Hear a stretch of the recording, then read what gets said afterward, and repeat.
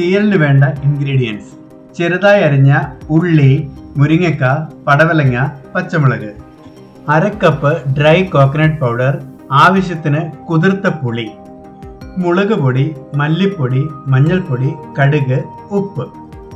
ഒരു പാൻ വെച്ച് ചൂടാകുമ്പോൾ അതിലേക്ക് 1/2 കപ്പ് ഡ്രൈ കോക്കനട്ട് പൗഡർ ഇടുക. അതിനുശേഷം അത് നല്ലതുവണ്ണം ഇളക്കിക്കൊണ്ടിരിക്കുക.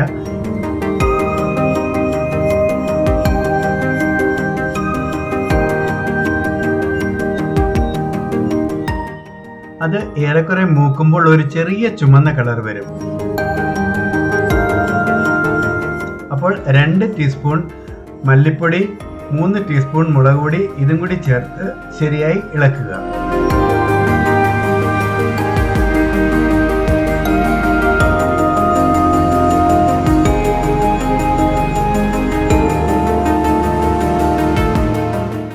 അതിനുശേഷം അതൊരു മിക്സിയിലിട്ട് നന്നായി അരച്ചെടുക്കുക. ഇനിയും നമ്മൾ നേരത്തെ അരിഞ്ഞു വെച്ച ഉള്ളി, മുരിങ്ങക്ക, പടവലങ്ങ, പച്ചമുളക് ഇവ മറ്റൊരു പാത്രത്തിലേക്കിട്ട് ആവശ്യത്തിന് വെള്ളവും ഒഴിക്കുക. അതിനുശേഷം 1 ടീസ്പൂൺ മഞ്ഞൾപ്പൊടിയും ആവശ്യത്തിന് ഉപ്പും ചേർത്ത് ഏകദേശം ഒരു 10 മിനിറ്റോളം വേവിക്കുക.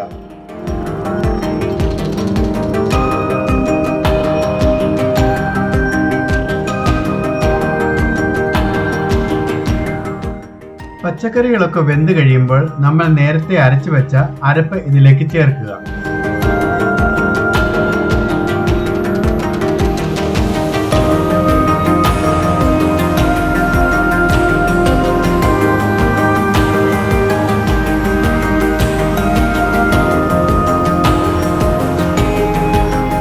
അതിനുശേഷം കുതിർത്ത് വെച്ച പുളി നല്ലവണ്ണം പിഴിഞ്ഞ് അതിൻ്റെ വെള്ളവും കൂടി ചേർക്കുക. ചേർത്തതിന് ശേഷം വീണ്ടും ഒരു 5 മിനിറ്റോളം ഇത് തിളയ്ക്കാൻ വെക്കുക.